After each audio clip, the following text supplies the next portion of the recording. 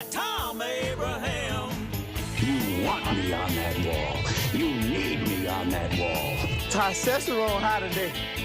Yeah, Tom's a man, he's got the plan, he's really got it made. What a wife he's got, she's smoking hot, check out the junkyard babe. When everything is said and done, no one can beat his show. He's a high-tech redneck, Tony Soprano. If you love sports without the fluff, he's got the master plan. Cause nobody does it like Thom Abraham, yeah. I guess I'm on here. Am I on? Can somebody respond? Yes, you are on, you despicable man, you! You are on! It's Football Friday in the Doghouse. Football Friday means football music.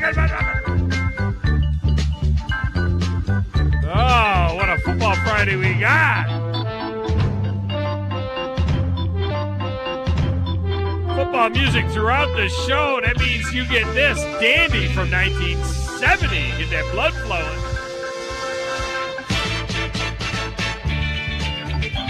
Can't we all just get along?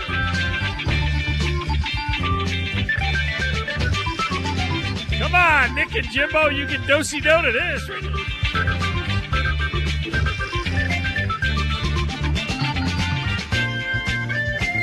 Oh, baby.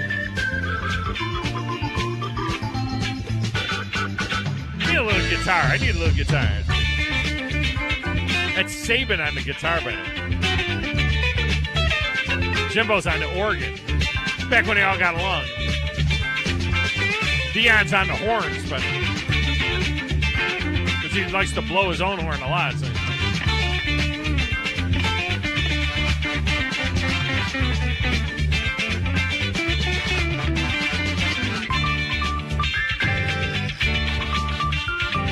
Grizz is conducting, which is always good.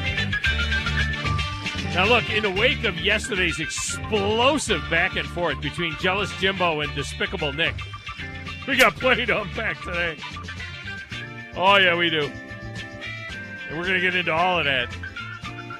Not to mention, outside of that mess, we had an absolute beatdown in the NBA Eastern Conference Final. How about a thumbs up to all of us that had Boston plus 2.5 points last night? Is that a good bet? I think that was a good bet. Thank you, Steve Merrill, for Boston plus 2.5. He calls it the snake. He calls it the snake thing. You get whacked in the first game, you come back and win the second game.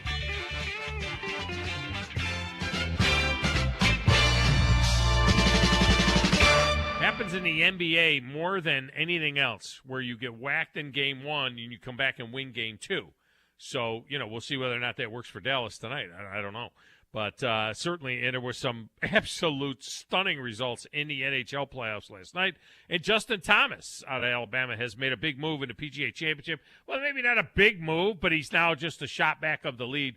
Rory McIlroy leading at 500 doesn't go off until 1:36 Central Time this afternoon. So there's that as well. We'll keep you posted on the leaderboard from the PGA Championship. But things, look, front and center, it's Saban and it's Fisher. So we're going to get into that quite a bit as well. Phone lines are open now. 256-576-4977. 256-576-4977. You can text the show, 732-9TA-SHOW, 732-982-7469, which is a great way to communicate with us. My Twitter feed is at Thom Abraham Show, my personal Twitter feed. The station's feed is at 97.7 ESPN. And I do have a poll question up that I put up yesterday, and I didn't even know, I hadn't even looked at it yet. There is a poll question up, and the poll question is, what do you think Nick Saban's response is to Jimbo's comments at his press conference yesterday? Don't give a rat's arse. That's getting 32.4%. Don't give two bleeps. That's getting 14.7%. Don't give two other bleeps. That's getting 5.9%. And see ya on 10-8 is leading the way right now with 1 hour to go on that poll question at 47.1%. It's been retweeted or posted maybe I don't know if it is or not, actually, at 97.7 ESPN. You can check that out there. There are a lot of comments here at the Twitter page as well, and I guess I'm going to have to jump in there and see what they are, and we'll respond to that stuff accordingly. Now, you can watch the show on the Twitch and the Facebook at 97.7 ESPN.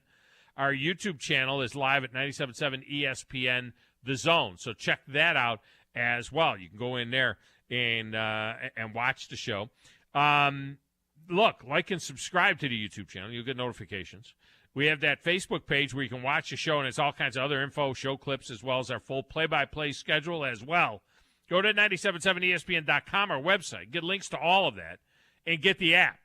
When you have the app, you get a link to Zone 2, Zone 3, Zone 4, all of our alternate streaming channels for more great programming. Now, this afternoon, I may be totally wrong about this because I get the calendar wrong all the time, but, Grizz can nod at me, or because I'm looking at him through the glass. I got a little glass window here. I'm looking through to Grizz.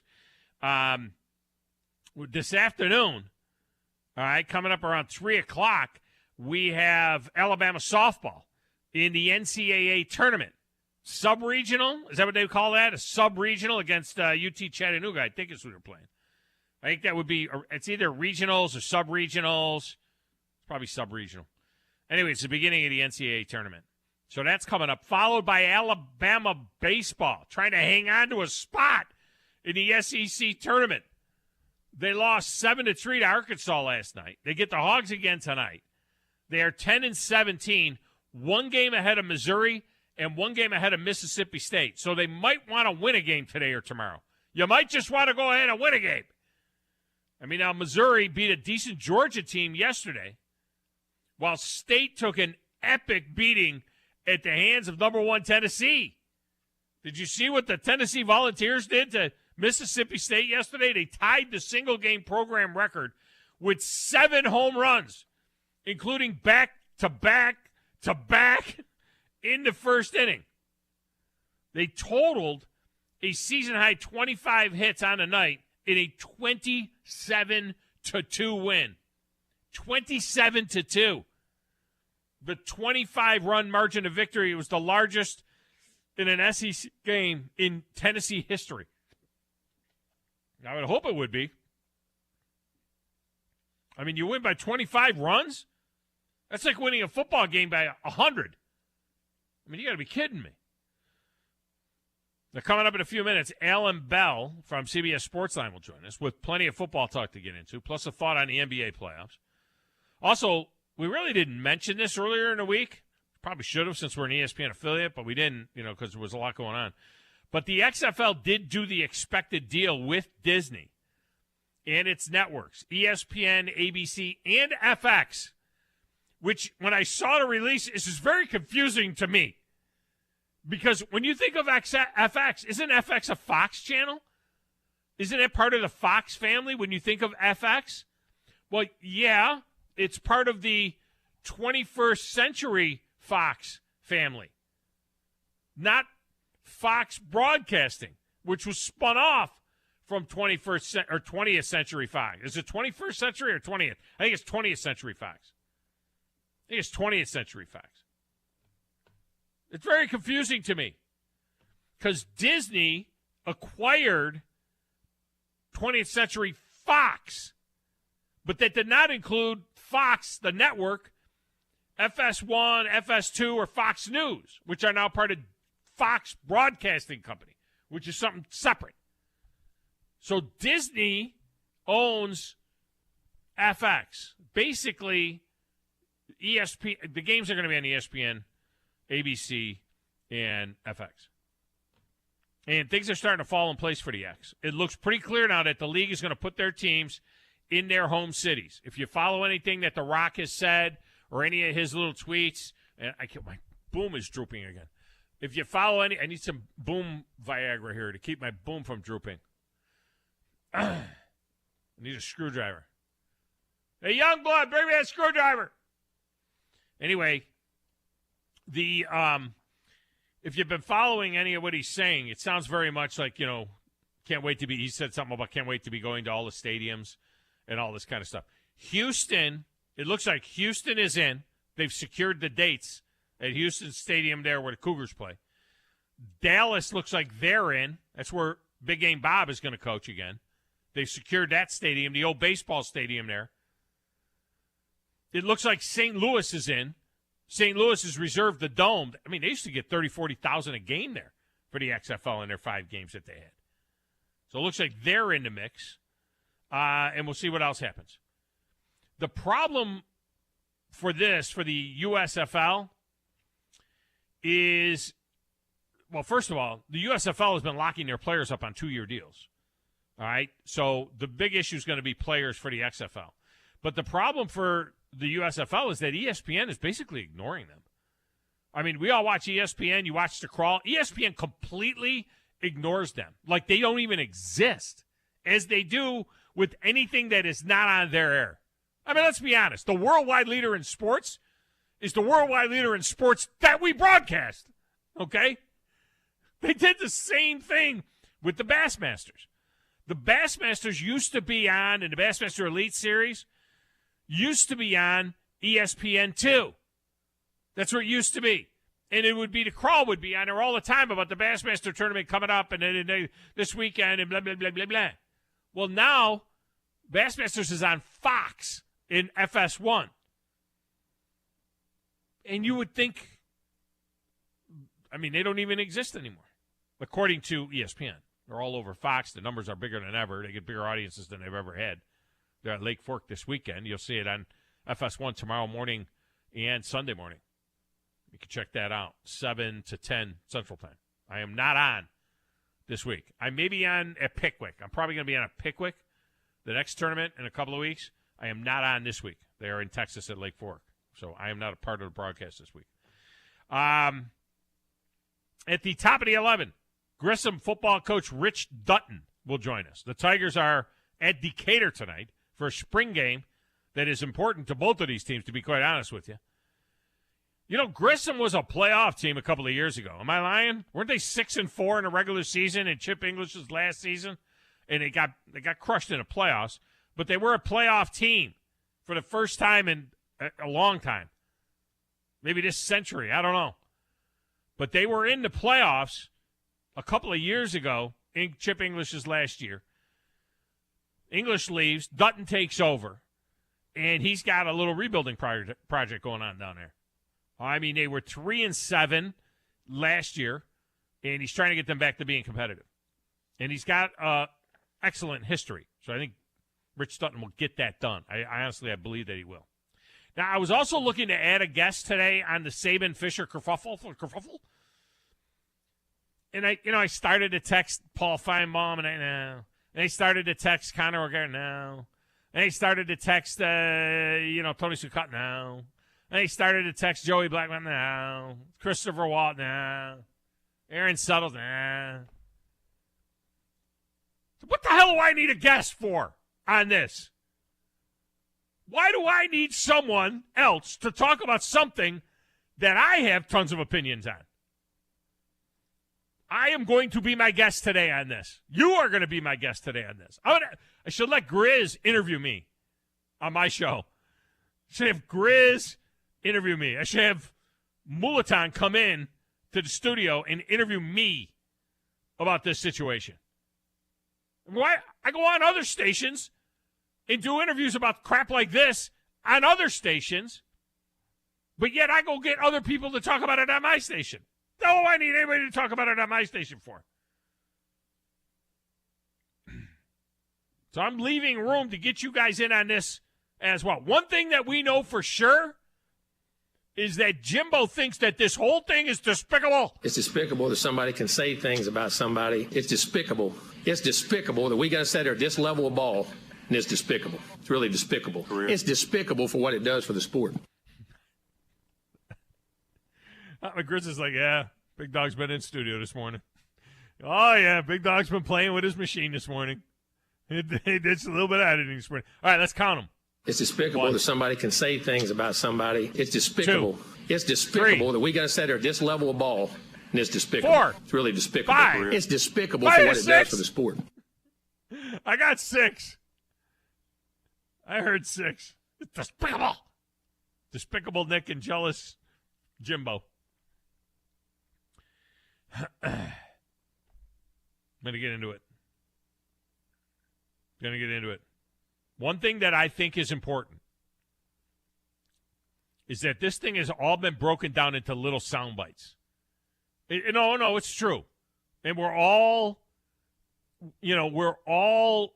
victims of, not victims. We all do that. You know what I mean? It's been broken down into little bitty sound bites. The narcissist in him doesn't allow those things to happen. And it's ridiculous. But when he's not on top, and the parity in college football he's been talking about, go talk to coaches who coach for him. You'll find out all the parity. Go dig into wherever he's been. Ooh. So we got all of these little sound bites, and we got the sound bites of what Saban said. I think that it's important to hear the entire Saban answer to the NIL question that was posed to him. I think you need to hear the whole answer. I really do. I know we live in a soundbite. I know that nobody has an attention span that lasts more than 3 minutes. I know when we put a video on YouTube, it's only supposed to last a minute. I get all of that. But I think it's important to hear the entire Saban answer. It's 7 minutes. I'm going to play it for you today. I'm jamming it down your throat. I'm going to play it for you. No, I don't hear 7 minutes. You need to listen to what he said. The whole thing, what he said, because to be honest with you, he sounds pretty damn spot on when he talks about it. So we'll have that for you today. Both he and Jimbo did get a public reprimand from the SEC League office. I don't know what the hell that is, but they got a public reprimand. They were flogged publicly by Greg Sankey in the SEC office for whatever that is worth. But even in that, Jimbo can't beat Nick. He can't beat Nick. Saban was in violation of 2 bylaws. Fisher could only come up with 1 violation. So again, Saban wins. He ran amok of bylaw 10.5.2 and 10.5.3, while Jimbo only got clipped for 10.5.2. So Jimbo can't even come up with an extra violation. He can't even beat Saban in the violation category.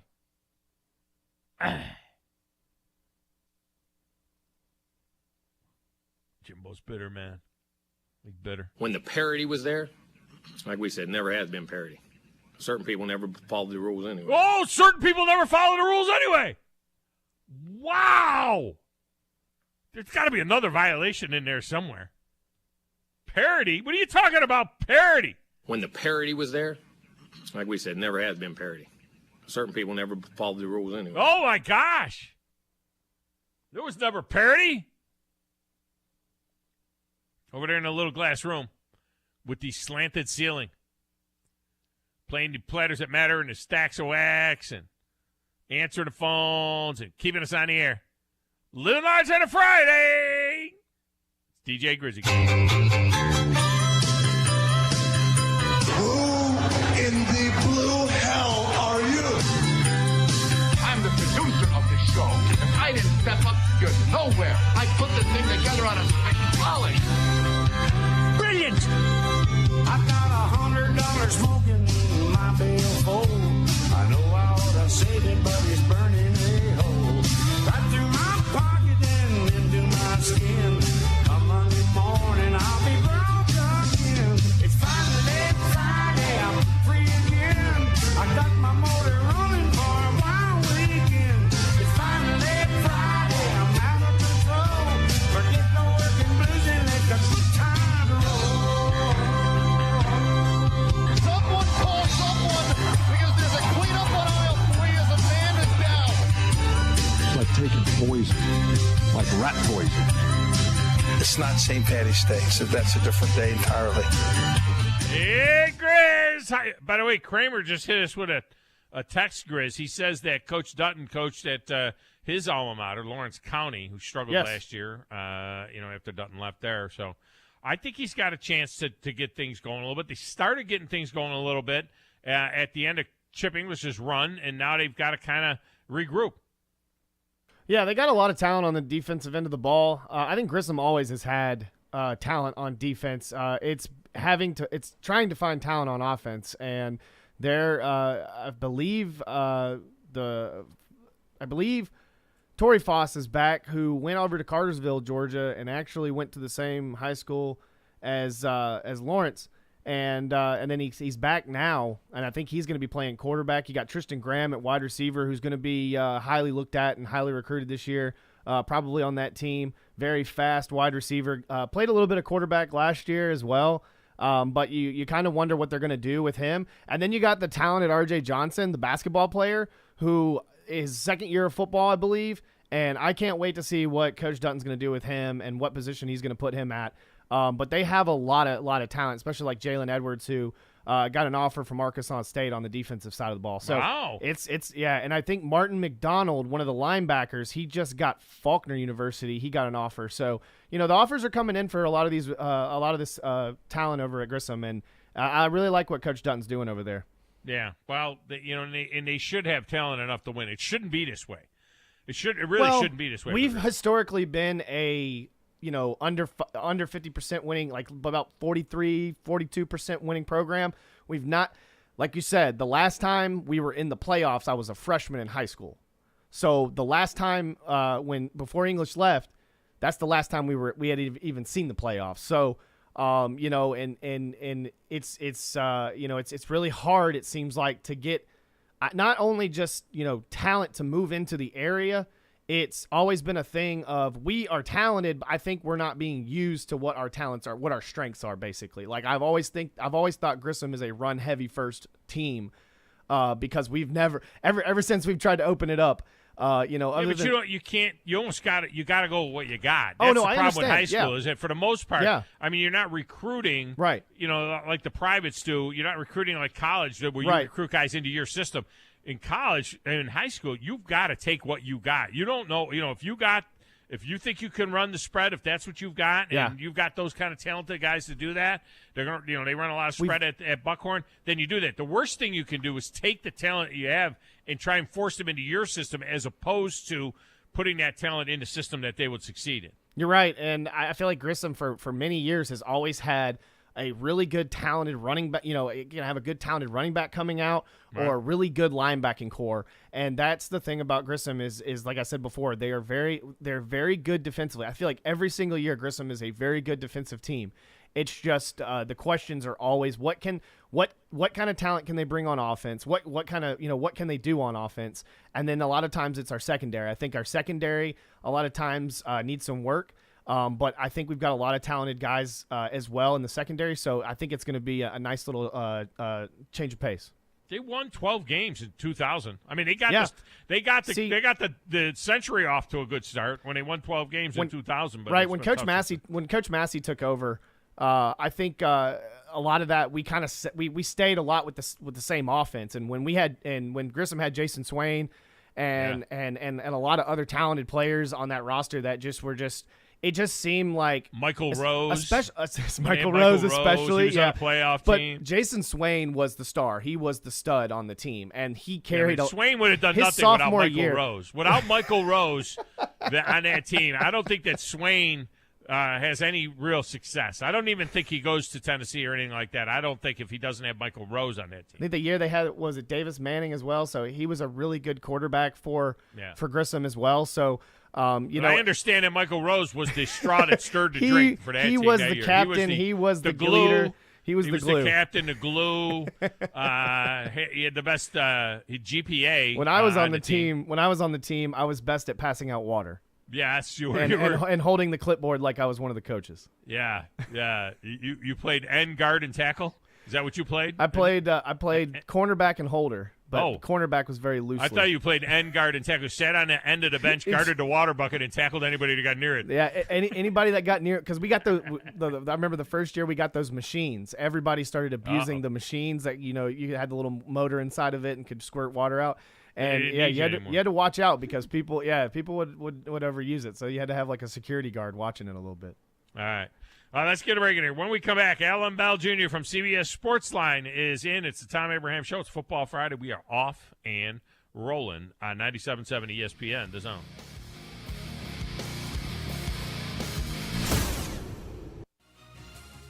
You're listening to the Thom Abraham Show on 97.7 ESPN, The Zone.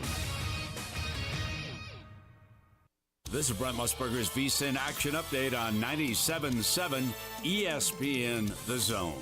Heads up, sports bettors. Right now you can try VSiN All Access free for 30 days with no credit card required. Visit vsin.com/free month to sign up now. NBA playoffs, Game 2 of the Western Conference Finals. The Warriors, after winning Game 1 Wednesday over the Mavericks, a 6.5-point favorite in Game 2, 214 the total. Kentucky Derby winner Rich Strike not running in Saturday's Preakness Stakes, so no Triple Crown for this year. Derby favorite Epicenter, the plus 110 favorite at Pimlico tomorrow, early voting at plus 400, followed by Secret Oath at plus 450. The Braves, after taking 1 out of 3 against the Brewers, will take a 17-21 record into a weekend series with the Marlins. Charlie Morton getting the start tonight for Atlanta against Trevor Rogers. The Braves minus 130 money line, the total set at 7.5. I'm Trey Westerberg, 97.7 ESPN The Zone. The world champs are back. The Braves are out to defend their world championship. And behind Matt Olson, Ronald Acuna, Dansby Swanson, Max Fried, and this loaded 2022 roster, a repeat is within reach. There goes Ozzie, 2-2 on the way, hit well. Deep center field. Might have ourselves a tie ball game. You betcha. And we'll bring you every huge moment of the Braves 2022 season right here on the Atlanta Braves Radio Network. I'm attorney Gary Lackey. You know, you'll hear people say we're like a family, but here at the Lackey Law Firm, that's really true, not just a saying. I'm Justin Lackey. With my father and my sister, we have a special connection to each other. I'm Jennifer Lackey. At the Lackey Law Firm, when we take on your case, you become part of our family. You really do. And we'll always do whatever it takes to get everything you deserve. If you're injured, you worry about getting well, not about paperwork or insurance companies or figuring out how to get to your lawyer's office. I'll come to you. We worry about your case so you don't have to. When you've been injured, we know that your case is probably the biggest thing going on in your life. More important than almost anything else. And it's important to us too, for one simple reason. Family takes care of each other, and at the Lackey Law Firm, we'll take care of you. The Lackey Law Firm. The Lackey Law Family. 1-800-4-RIGHTS. No representation is made that the quality of the legal services to be performed is greater than the quality of legal services performed by other lawyers. TOC Sports has been there for you. Now, you're probably asking yourself, what does that mean? It means for more than 20 years, Alabama's largest orthopedic group has been there providing coverage and care to more schools and student athletes in the Tennessee Valley than any other group. It means whether you are the star football player, the all-region volleyball ace, or someone who hurt their knee in a weekend pickup basketball game, TOC Sports physicians are proud to have the opportunity to care for all your orthopedic needs. It means for parents, coaches, athletes, desk jockeys, or even weekend warriors, TOC Sports physicians continue to meet and exceed the orthopedic and sports medicine needs of our community. But most importantly, during these challenging times, we're here for you now, and will continue to be here. So as long as there are players on the field, games to be played, and contests to be won, the orthopedic specialists from TOC Sports will be ready to help. We don't know what the future holds, but you can count on the TOC Sports team to stay committed to you, so you can stay in the game. Call 256-539-2728 today and ask to see a TOC Sports physician. Check them out online, also Facebook, Twitter, and Instagram. Ann Adams with Berkshire Hathaway Rise Real Estate is the one name to know if you're buying or selling real estate. With years of local experience, Ann Adams offers buyers in-depth knowledge of the local housing market and will narrow available properties down to those you'll be interested in so you can save time when shopping for your new home. If you're ready to sell, Ann offers a seamless process using accurate pricing and expert negotiation skills to make sure you get a fair price for your home. Call Ann Adams today at 256-337-2625 or log on bhhsriserealestate.com. In 1982, Bob Baumhauer introduced Alabama to the Buffalo Wild Wing, and quite frankly, we've never been the same. Back then, it was Wings and Things in Tuscaloosa, but now, 40 years later, after 4 name changes, Baumhauer's Victory Grill is the #1 sports-themed restaurant in the state. Bob's Alabama Hot Chicken is something that has to be tried to believe, plus the new Bam Bam Chicken and the Louisiana-style Go Fish, a whitefish over rice topped with shrimp etouffee. And Baumhauer's is fighting inflation with some new affordable favorites. Visit Baumhauer's on the South Parkway today. From the Fox 54 Weather Center, I'm Chief Meteorologist Jordan Dressman. A mostly sunny sky this afternoon. It is going to be a hot and humid day across North Alabama, southern Middle Tennessee. Temperatures easily climbing into the upper 80s and lower 90s. Only dropping into the upper 60s and lower 70s as we head into the overnight, early into your Saturday morning. For the most part, a mostly sunny sky through your Saturday afternoon. A couple of isolated showers can't be ruled out, but it actually looks like the majority of the first half of the weekend going to be nice and dry. Temperatures climbing into the lower 90s. I'm Chief Meteorologist Jordan Dressman on your home for ESPN Radio, 97.7 ESPN The Zone. Online at 977ESPN.com. Stream them online. Call in. It's an important job, and it's an vital organization. Tweet in and join in. We are 97.7 ESPN The Zone.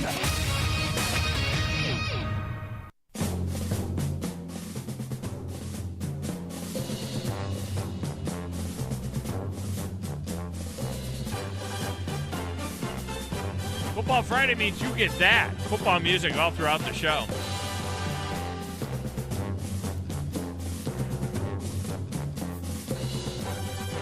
My favorite day of the week. By far. Love me some Football Friday. Segment of the show is brought to you by Valley Equipment Rental. At Valley Equipment Rental, they have everything you need to get the job done like a pro. Valley Equipment Rental has 2 locations now. They still have more skid steers and lifts and than anybody. All right, than anybody out there. Excavators, mini X's, you find a lot of those down at the South Parkway location. At the new North Parkway location, you'll find bigger excavators and dozers and things like that, and it's more kind of set up for the contractor. But in any event, both have everything that you need, so you need to check it out at Valley Equipment Rental. Ross Roberts and his crew do a tremendous job. They're very much, and they're very into the local community. There has not been a time when I ask Ross to help out with something that he doesn't step up. I mean, he's just that guy. So in any event, check him out at Valley Equipment Rental. All right, up now, Alan Bell, CBS Sportsline, joins us on the Neighbors Wealth Management Hotline. Lots going on in football, obviously, and of course we've got the NBA playoffs as well. AB, welcome back. How are you? Big dog, doing fantastic, man. You doing all right? I am great. Do you prescribe to the snake theory when it comes to the NBA playoffs, where a team gets whacked in game 1 and they're going to come back strong in game 2, as Boston did? Because you would have never thought, watching the second half of game 1, the way the Heat dominated the Celtics, that the Celtics would be able to come back and do not only what they did in the first half of game 1, but now sustain it for the entire. I mean, they beat them from the opening bell to the end of that thing, beat them like a drum. Yeah, they really did. It depends on the teams. It depends on the matchup, right? I'll say this. Boston, quite frankly, they should have won game 1, right? Like, they were dominating in the first half, and they just let it slip, and they got away from, points to the paint, which was helping and really taking care of business there. So, yeah, man, like, in that one, yeah, I kind of do because, both teams are kind of equal. I think Boston's a little bit better. But as for Golden State and Dallas, I think this is going to be a series of just who's at home. Right? Like, I mean, I think Golden State probably wins tonight, probably covers tonight. And then when it goes back to Dallas, Dallas probably wins too at home. So I think if you're betting that one, you might just want to roll with the team at home because it's kind of played out for both of those guys throughout the playoffs. Yeah, it's going to be really interesting to see how that one goes tonight, that's for sure. All right, obviously down here, all the conversation has been about the Nick Saban, Jimbo Fisher thing, and everybody's listening to it in sound bites. Sound bites are fun. When you get those little sound bites, they're fun, and it's interesting to hear some of the comments and some of the things that Jimbo Fisher said, in the way, in the tone in which he said them. He's the greatest ever, huh? When you got all the advantages, it's easy. Yeah, it's easy. Yeah, it's easy. He's the greatest ever, huh? Yeah. I mean, I've been around longer than you, and I've been around coaching in coaches for, I guess, 35 years now, something like that, my coaching career and my broadcast career. I have never publicly heard coaches talk about each other like that before. I mean, I've never heard anything like it. It means more. It just means more in the SEC. It does. And especially, guys that have coached together with each other, right? And look, Nick Saban really didn't say anything all that wrong, right? Like, I know that he's been, a little bit vocal in terms of, the NIL and the money. And look, man, like, Nick Saban's really rarely wrong about things, like, when he points them out. But Jimbo took this thing to a whole nother level. Like, you could tell, like, he wants to take down some Alabama and Nick Saban. We'll see if he's able to do it. But man, you're right. Like, Jimbo took something that was, I get it. Like, if you want to respond to it, for sure. But he certainly escalated it, a few more levels. And now, hey, it's going to be a wild, wild game this year. Highly personal in some of his comments. Some people think they're God. go dig into how God did his deal. You may find out about a guy that a lot of things you don't want to know. We built him up to be the czar of football. Go dig into his past, or anybody that's ever coached with him. You can find out anything you want to find out, what he does and how he does it. Wow. I mean, just wow. And here's the thing I don't get. Saban's been coaching for 30 years. Jimbo's talking about, and we know that he's tough on his. My son was on his staff as a student, and we know that he's tough on his.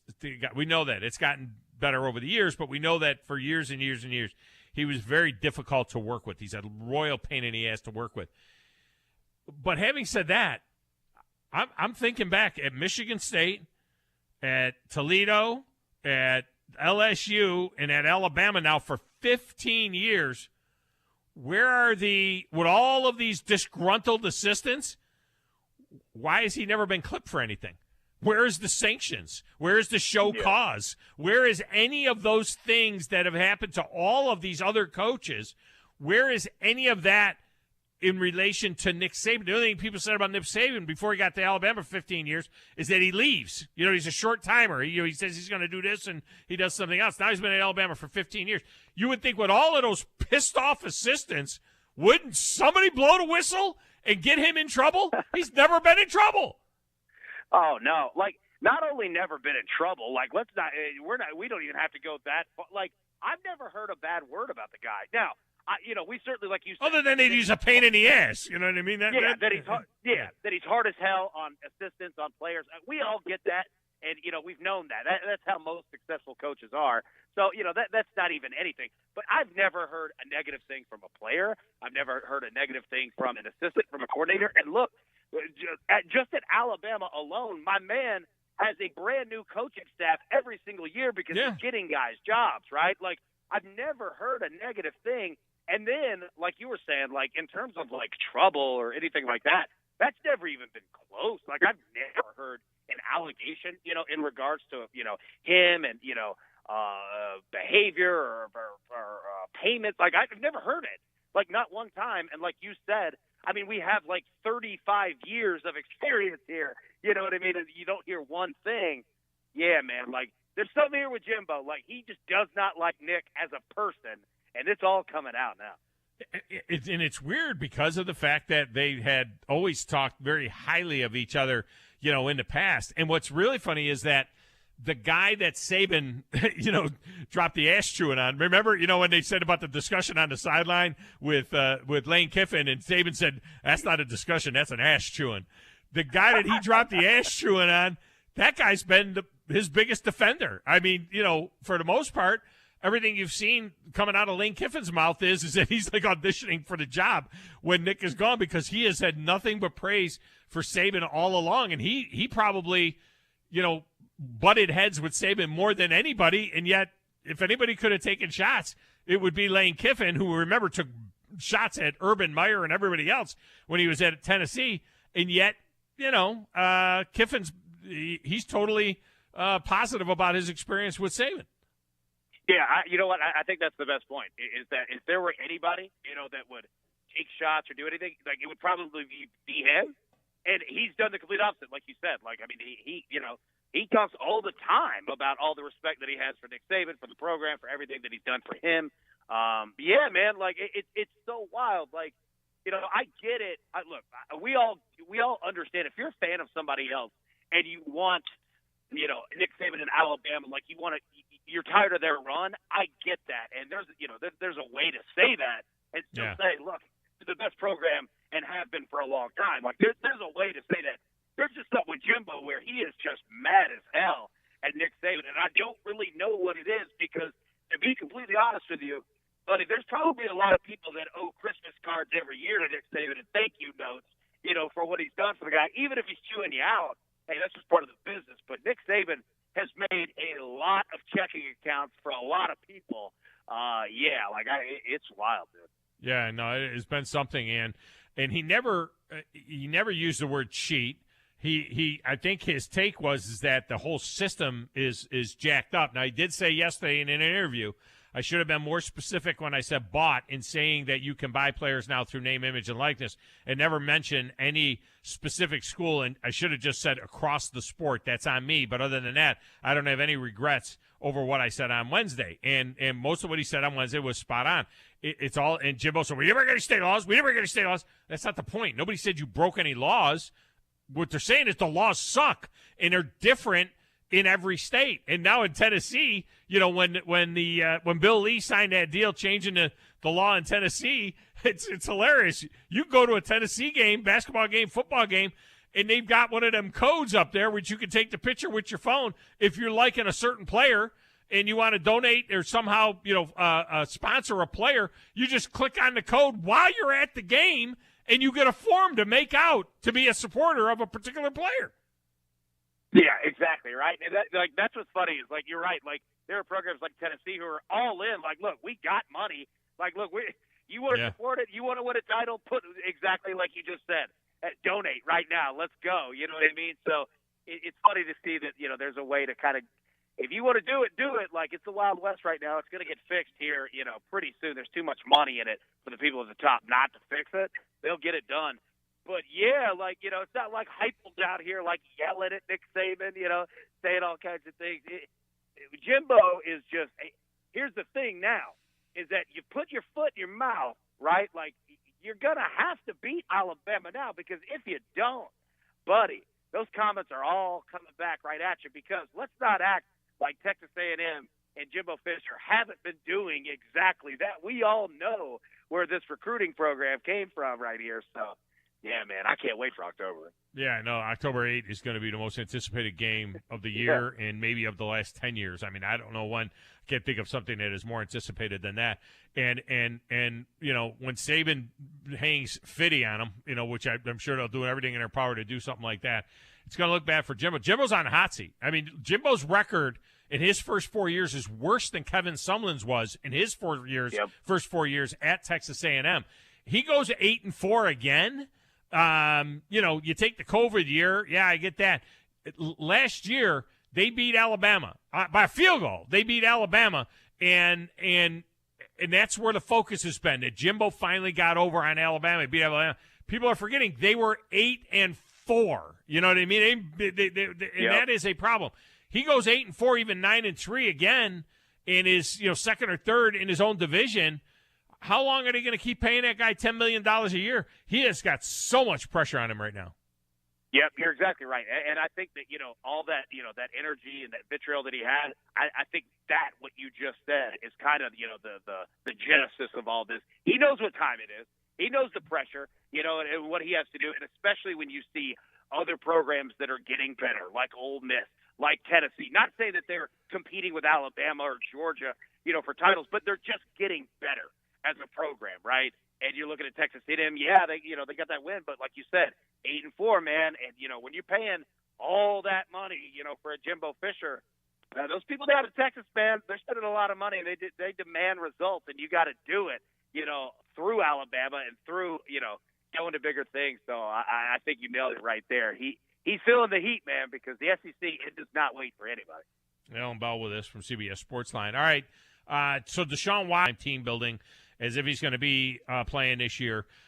There's been a lot of thoughts. We kind of read the tea leaves when you saw the schedule come out and you see, well, they play Pittsburgh in the third game of the season. Did they really do that for Jacoby Brissett? And they had the opening up at Carolina, the team that was the front runner to get Deshaun Watson, the team that's right down the street from Deshaun Watson when he played college. So some people were thinking, you know what, maybe this whole thing is going to be put off another whole year and we'll see what happens. Then we got others saying that, this is going to be 10 games minimum. What are they going to do, and so on. Now I see that HBO's Real Sports with Brian Gumbel, they're doing a show, and they are interviewing several, quote-unquote, several of the women who have accused Watson of sexual misconduct during these massage sessions. And on the release, it says that the women are going to detail the alleged abuse they suffered and share their reactions to Watson's $230 million contract with the Browns. You know who's not on the show? Deshaun Watson. And what I don't understand here is how you could take something like this. These are cases that haven't even been heard, that all the criminal stuff was wiped out, and that civil cases haven't even been heard. And now these women are going on a show like HBO Real Sports. They're going to tell their side of the story. It's going to sound awful. They're not talking to Deshaun Watson. You want to talk about trying something in the court of public opinion. This, to me, feels extremely unfair and going to be extremely biased. This is the ultimate witch hunt. What do you think? Yeah, it's tough because you're right. Like, I mean, especially after going through all of the court cases in regards to all that, like that's when the time to get all of this is out. And look, we're not siding one way or the other, on all this, but really nothing came about, these court cases, and now you're going to do that. And it's they knew when they were planning to do this too, right at this time. Like there's a reason for that. It's not a good look, and it's going to come off awful, And I was just about to say the best thing for Deshaun Watson literally is just laying low, not being in the news, just go to work, go home, do not be on social media, nothing. Just kind of just keep things quiet. We'll see what this does. It's like you said, it's not going to be good, but. Yeah, it is really unfair. I mean, because you're going to hear all these awful things, and we don't know until they're cross-examined, until they're in a court of law and whatnot. There's going to be nobody there to refute any of the things that they say. Nobody's going to say to them, well, did you schedule if this was so awful, why did you schedule another appointment with him? Why did you continue to work with him or, whatever? And, so it's going to be very, very one-sided, and I don't understand how – Watson always says I'm not allowed to. Seems a little bit unfair, but that's just the way that is, I guess. All right. Yeah. So you're saying tonight, take the Golden State. That's what you like tonight, Golden State. Yeah, I just don't know if Dallas can keep the points up, man. Like, if Golden State's shooting, and look, Golden State didn't even really play that great in Game 1. Klay Thompson had nearly negative points. He was awful. If he comes up and adds 20 to that, man, good luck. Yeah, I'm going to roll Golden State while they're at home here. 6.5 is the number that you got right there. It's 6.5. The back number is 214. I was on the over in Game 1, but Dallas couldn't throw it in the ocean. So now they have the same exact number, 214. So it'd be interesting to see how that thing goes. But if you like the Mavericks, you get 6.5, and that might not be enough. I tend to think that the Mavericks either win, they either have this great bounce-back game and win like Boston did, or they get blown out. I don't think the 6.5 is going to matter either way. They're not going to lose by 3. I think they're either going to get blown out of the building, or they don't need the 6.5. They'll win the game somehow. I'm with you, and I'll say this: in terms of trying to find an angle here, whether it's the spread or the total, Golden State is absolutely consistent in the points that they score so far through the playoffs. They're 114. Like that's what they put up a game, 114 points. So if you're playing the total, you're playing the spread, you basically figure out how many points is Dallas going to score. That's it. You figure out that equation, you can make some money tonight. Always a pleasure. Alan Bell, CBS Sportsline is where you'll find him. AB, appreciate you, man. Have a wonderful weekend. Appreciate you too, buddy. Take care, man. All right, thank you. Alan Bell. We won't have him. Well, I shouldn't say we won't have him. Next week's a busy week because of the SEC baseball tournament. And so I got a show on Monday, and that's it next week. I won't be here Friday. Tuesday, Wednesday, Thursday will be SEC baseball all day long. And then Friday, I'm out of the box for a charity event in Nashville that I'm a part of. So maybe I'm with Grizz. Who knows? All right, it might be the All Grissom show next Friday. It might have the Grissom and Grissom. Grissom Grizz and Grissom Mike might be doing the show. You never know. All right, let's get a break. When we come back, we'll set you up for hour number 2, 97.7 ESPN The Zone.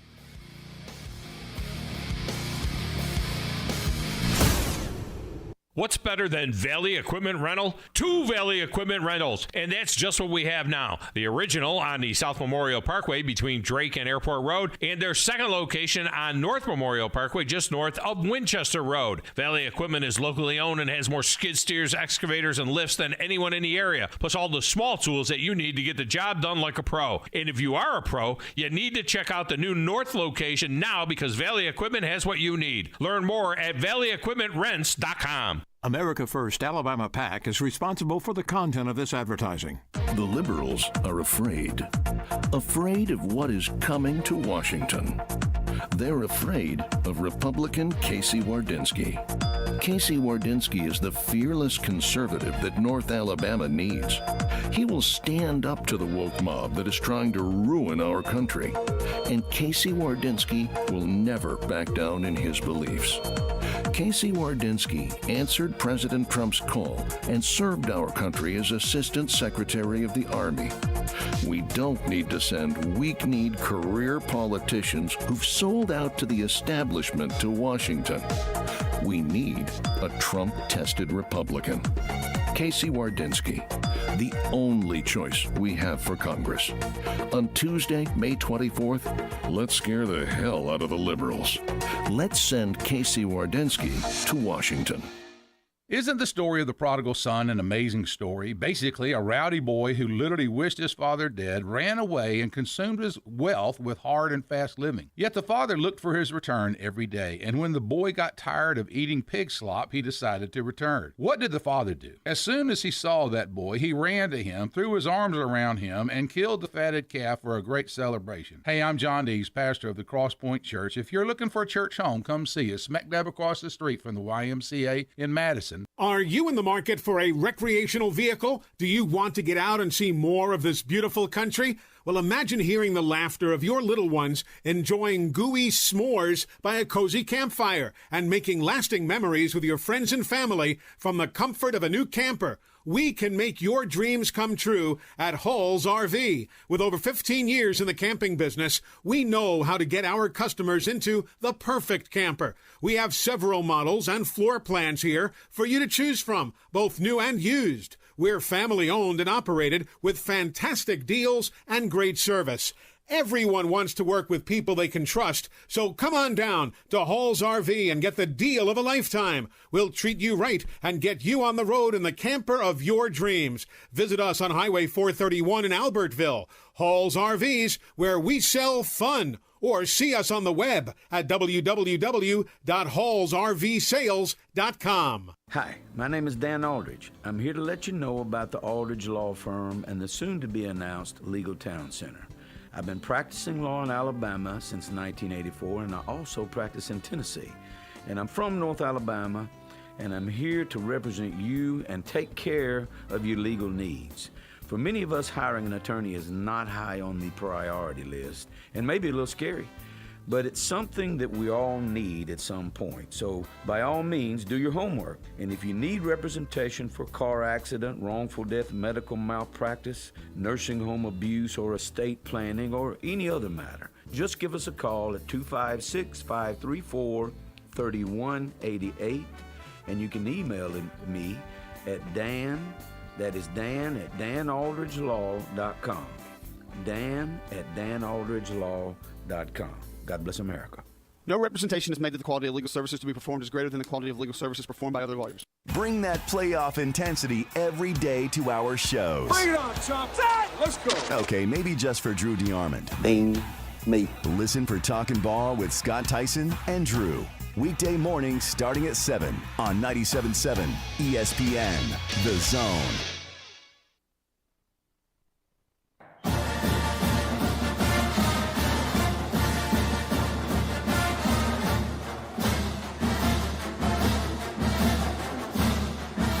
Welcome back, Football Friday. By the way, Gunnersville's Gerald Swindle is now in second place at the Lake Fork Sims Bassmaster Elite at Lake Fork in Texas, just outside of Dallas. He has 27 pounds today for 5 fish. That's over 5 pounds per fish over there in that deal. And Swindle at 27 pounds now is at 56 pounds, 7 ounces over 2 days. He's 4.5 pounds, about 4 pounds, 3 ounces back of Lee Livesey. Lee Livesey has 60 pounds, 10 ounces in 2 days, Grizz, and I'm not a math major, but that sounds like 30 pounds per day, yeah, which means 6 pound average for 10 fish. You got 10 fish for 60 pounds, 10 ounces, so that's 6 pounds in an ounce or whatever. Is this the same guy that had the 7-pounder? This is a guy that had, today is 5 today are 5'6", 5'7", 5'5", 4'13", and 7'11". That's Where is he finding these hogs? Oh my gosh, it's unbelievable. They're in they're fishing this timber offshore at Lake Fork is amazing. It's just absolutely amazing, and it's going to take 120, 125 pounds. I mean, a 4-day tournament at Guntersville, you win it with 80 pounds. You know, these days, you win it with about 80 pounds. You get 20 pounds a day, you're going to win a tournament. At Lake Fork, 4-day tournament there, it's going to take close to 120 pounds to win. Wow. I mean, it's crazy. There's a different breed over there. They are. And part of it is it's a catch and release lake. You can only keep one bass, and it has to be it's got to be huge. Yeah. It's got to be like over 21 inches or something. And that's part of it. It's managed so well. It's not a big lake. It's a third of the size of Guntersville. But it is a absolute monster bass factory. Huge fish there. We're pulling for Gerald. Although Leah's a good friend. So, all right, coming up, top of the hour, Rich Dutton will join us. Grissom High football coach. He's up next. And then we're going to take a little deeper dive into Saban Fisher. All coming up. Hour number 2, 97.7 ESPN The Zone.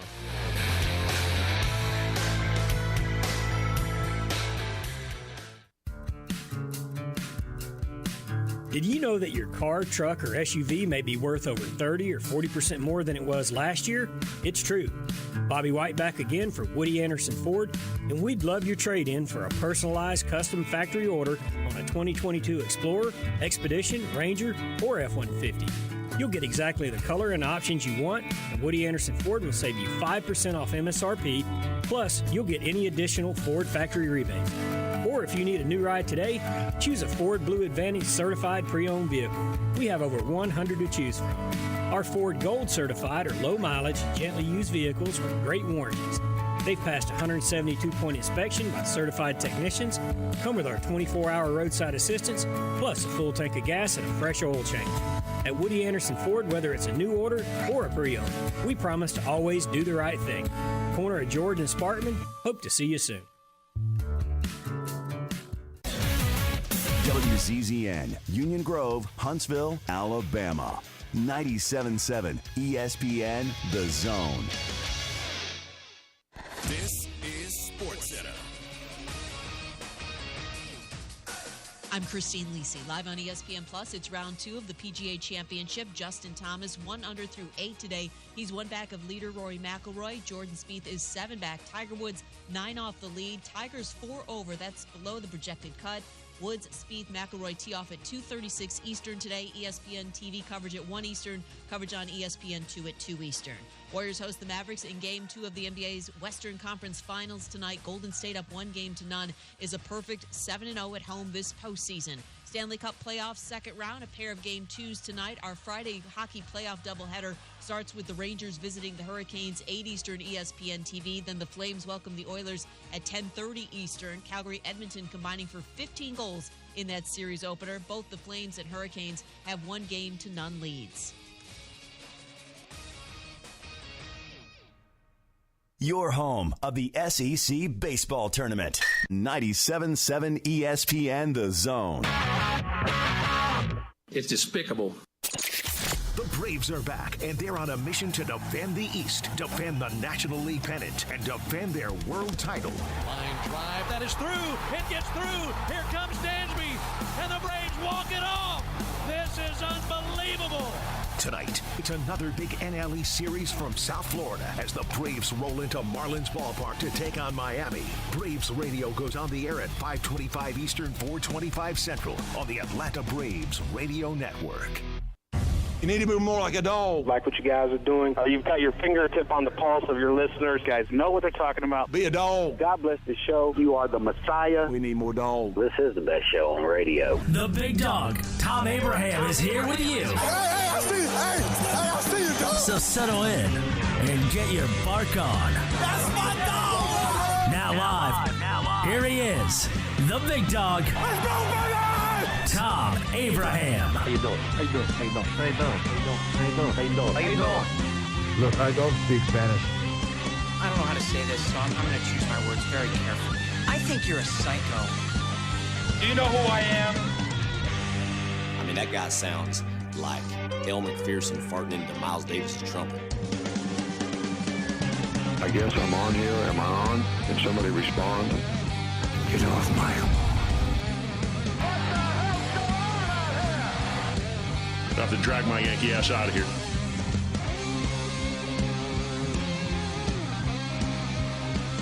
And welcome back, hour number 2 of the Tom Abraham Show here on a Football Friday in the Doghouse. So glad that you guys are with us today. This segment of the show is brought to you by TOC Sports. For all your injury needs, it's TOC. No matter how you got hurt, it may be in a sporting event. It may be an old injury. It may be at work. Maybe you're like me and you're just old. Maybe you're just breaking down. You know what I mean? You get hurt cutting the grass. Whatever it is, TOC Sports can take care of you. They've been in the Tennessee Valley for well over 20 years now, and they got locations all over the valley. TOC, check them out. Not just surgery. A lot of times it's just rehab, and they can take care of you. All right, joining us now on the Neighbors Wealth Management Hotline, guy that is in his second season now with Grissom High. They have a spring game tonight out at Decatur. He is Coach Rich Dutton. Coach, welcome to the show. How are you? Hey, I'm doing well. Thank you. I appreciate you coming on with us. And I got to ask you, before we get into your particular situation, I think it's fascinating to talk to coaches about stuff like this because I did it for 11 years and at the high school and then the college level, and then I've been talking to coaches and about coaches for the last 21 years as a broadcaster. Have you ever in your life heard coaches or heard a coach talk publicly the way Jimbo Fisher talked about Nick Saban? I mean, because I can't remember any time in my career ever hearing a coach talk about another coach that way in a public forum. Have you ever heard anything like that in your life? No, I can't say I have, but, everybody wants to. You want to respond to social media things, and it's just never healthy, and there's never a positive side to it. But, it's a different day in recruiting, so he probably has a value to why he did it. Yeah. Do you talk to your guys? I mean, you got a couple of kids that are being recruited. You got a couple of guys off the defense there that look like they got a chance to go on and continue playing college football and so on. Do you ever talk to the guys about this type of thing and where you get to when that happens if they start getting those kind of inquiries and so on? Are you talking like responding to negative social media? No. I'm talking about NIL stuff with your kids. They say, look, as you're making, now that they have this opportunity to make money, people are going to come to you and so on. Your kids that are being recruited. Yeah, well, we do talk about being $1 million investment, because a good scholarship now is $250,000. That's the value, just the scholarship alone.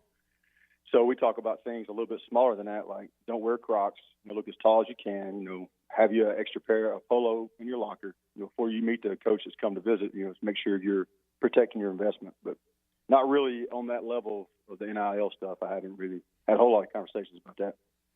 You came over from your alma mater, Lawrence County. That must have been tough. I mean, talk about what the opportunity was, what something that would make you leave a place that you spent 9 years at and certainly had some good success there, and it's your school. But you take on this opportunity, at Grissom. Talk about that a little bit and how that was that first year.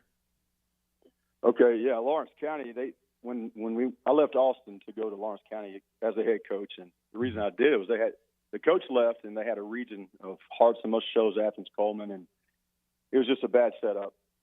And I wanted to go. I hadn't been a head coach before, and I just wanted to protect it as best as possible. And 9 years later, it felt pretty good that we had a reputation to at least be a tough opponent. And the superintendent stepped up and got them an indoor going up. So I felt like Grissom was a good next step. They had a lot of similarities to Lawrence County in the playoff history and that type of thing. So scary part is, coaches are not going to last forever. So in this career, I want those many punches as available and try to help out some coaches on my way out. Has it been everything that you expected it to be? And what were some of the surprises that you got when you came over in terms of, what you need to be doing to build this program and get it to where you want it to be? Right. So I was blessed with a lot of talent. Grissom had talent. Mm-hmm. And what I had left was a program that had, taken on some major teams in the playoffs and in the regular season and had a mindset going into those type games that it's not the same. It wasn't the same my first year here. And as a coach, I got to figure out how to get that mindset translated to the players to get ready to compete every Friday night.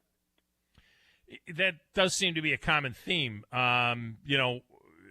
Changing that, getting that thought process. I always used to say, whether you think you're great or you think you suck, you're right. So to have Right. that, to have that mindset that you're going to go out there. Put the pool. Exactly, and just how difficult it is. I mean, I would think that that's as much of what you have to coach as the throwing, the catching, the blocking, the tackling. There's also that mindset of thinking like a winner. That seems to be the most difficult thing sometimes to get a group of kids to understand. It is, and thankfully we have some very good seniors up and coming, and they took on some projects and let their crazy head coach get them up early on certain days and have meetings and bring in speakers and do a lot of studying and helping others. We put them through a lot, just throwing it at the wall, seeing if we can stiffen our necks a little bit as people and as, becoming more even keeled. You got a couple of guys on defense, and Jalen Edwards and Martin McDonald, some linebackers that are special players. Talk to me a little bit about what you're trying to do defensively, how you use these guys, and what you think their prospects can be.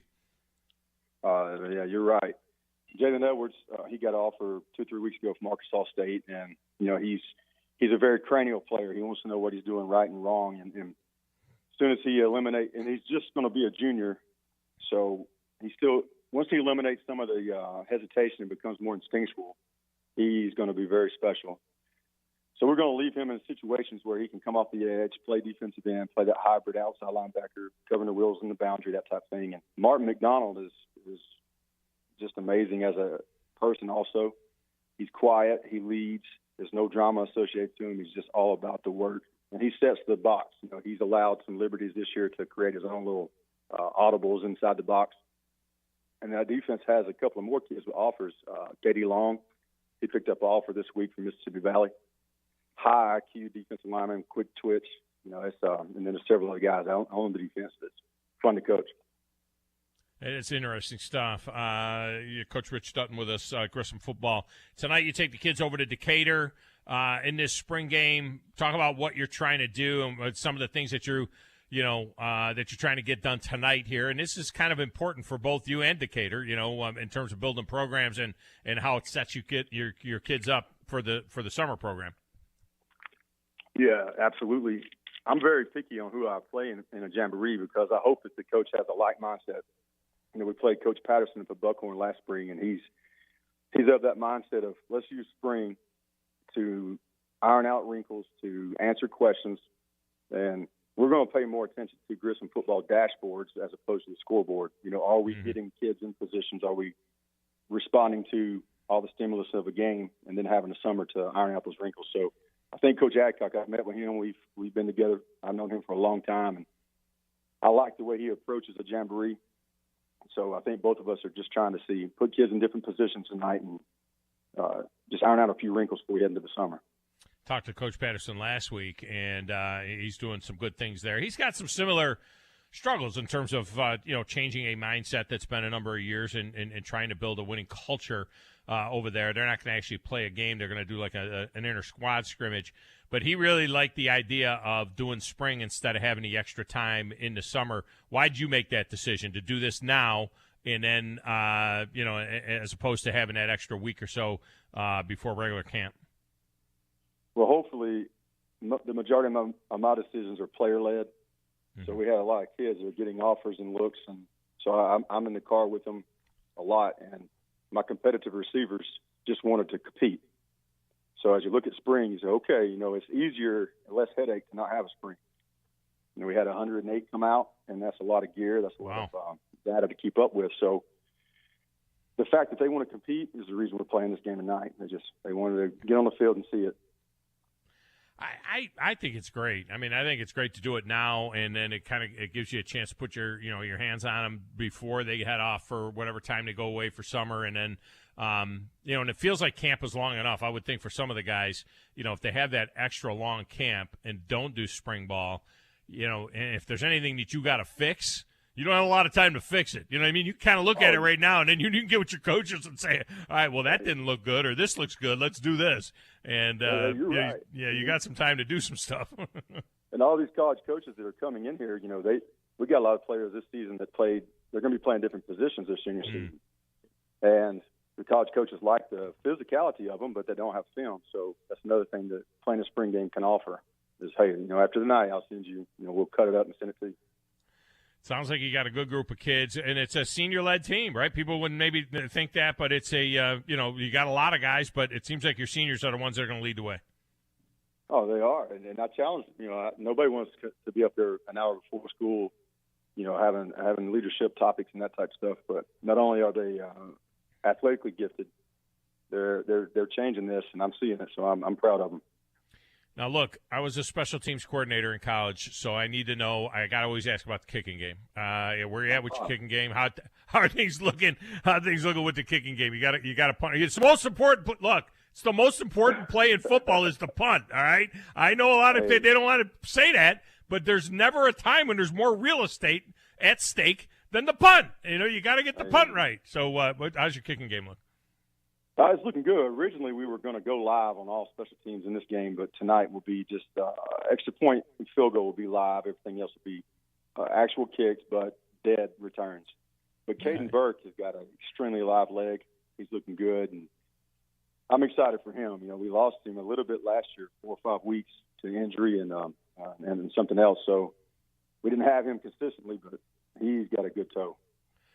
Do you do that goofy rugby punt thing, or you punt? I was a spread punt guy, straight spread punt. Once in a while, maybe put a flyer in motion, something like that. But we didn't have that rugby punt thing back in the '90s. How do you guys punt? Right. Oh, right now we're straight ahead, but I'm not. Right now everything's just like it's supposed to be in the '90s to 2023, 22. But no. I have done rugby before, had a right-footed punter, left-footed punter, and it was an amazing weapon. But I don't see us doing that right now. There you go. All right, Coach Sutton, Grissom football. I hear a lot about Grissom football because we've got 2 producers at the radio station that played at Grissom, that were at Grissom. One of them, of course, in Chaz, we call him Coach Grizz. His little brother is on your team. And then, of course, Mike. Yeah. And then Mike Rose. Mike Rose is with us as well here at the radio station. He produces Wes's show and Steve Moulton's show later in the day. And Mike was part of, I think, the last playoff team, 95. He played with Swain, back in 95 or whatever that was. Okay. Yeah. So we get to hear a lot about Grissom. Well, yeah, I have a deep desire to make those guys, proud of what we're doing. And I'd like to meet each and every one. I haven't met very many, and I haven't had a lot of those conversations. But I hope we can get it back to where they're proud to say. Hang on one second. Did you check out to the office? Have a seat. I'll talk to you in just a second. Sit down. We'll talk to you in a minute, boy. Do some things. You sit right there, boy. I'll get to you in a minute. You just sit right there. I'm on the radio with Tom Abraham. Spanish 2 finals going on right now in this class. But no, I hope that we can make them proud. And when they talk about Grissom football, it's with a smile, and that's a deep desire. Yeah. I hear you, man. All right. Well, I got here 15 years ago, and I'm a born and bred Cleveland Browns fan, so I always kind of look at you guys with that orange and brown. So just rock that orange and brown, man. So that's good stuff. We all have our flaws. I just found yours. Okay. All right, man. Good luck tonight, and we'll look forward to talking to you again down the road. Hey, I appreciate the airtime. Thank you. All right. Thank you. Rich Dutton. It's a good dude. You laugh right there because I said with that Grissom G under in your ear. Yeah, I heard you. He loves the G, man. I miss the G, but I'll He's stick. Not rocking the G? What are they doing this year? I believe they still have the Clemson paw. I think they're still going the Clemson paw. The Clemson paw's not bad. Do they have the stripes? Do they have the brown stripes? No, and that was the thing about the Grissom G that was so great is that's why I love Decatur's helmet. Is Decatur is like old school Grissom where it's the big. They have like a big D, and then they've got the big black stripe through the middle, and then white on the sides. We used to have the brown through the middle and the white on the sides. And with the Grissom G, and that was when I was there, and I think when white, Rose was there too as well. I'd go straight white stripe, 2 brown stripes on either side of it. I mean, go Cleveland Browns, orange. Whether you put the G, I think the G would look better. To be honest with you, than the paw. Go with the G, and then like Gallatin High School up in near Nashville, their uniform looks just like the Packers. I mean, it is like they have same colors and everything. Gordo has the same one too. Yeah. That's why I love that G. I think you rock the G, but you go with the brown jerseys and the white breeches or the orange breeches. I was happy. What are they wearing from a uniform standpoint? Well, I know that before English left, he did come back out with another brown jersey, so they do have a brown home jersey, but they also have all orange. They'll have like they'll look like pumpkins, which I absolutely love. That. I love it when they go all orange. Do you really? It's like an orange Oregon, man. I love seeing it. I just love seeing it. And then they have like a white. They'll have like a white top, and I think they've got like some other stuff too that they've had over the years that they kind of throw out. Like I know some of the JV games they'll throw out like a black jersey, and I know they've thrown out the black pants, but I don't think they have black. Brown. Black is not they one need of brown their colors. pants. They need brown pants. Grissom is not black colors. No. That was not. Now that wasn't Dutton, and that wasn't English. That was before, and that was a terrible look. I had a lot to say about putting black in our jerseys. Every time I put in Grissom football, it goes Crimson football. On the Google machine, I put in Grissom football - Alabama. July Grissom High, man. And I get Alabama Crimson Tide football. Alabama Crimson Tide football. Well, speaking of Alabama Crimson Tide football, when we come back, Nick Saban, what exactly did Nick Saban say? Because y'all are listening to sound cuts and reading the stories, and all you hear is one thing. All you hear is that they bought their entire class. We didn't buy anybody. What exactly did Nick Saban say? All right, we'll get into that. We'll get the phone lines going, 256-576-4977 on 97.7 ESPN The Zone.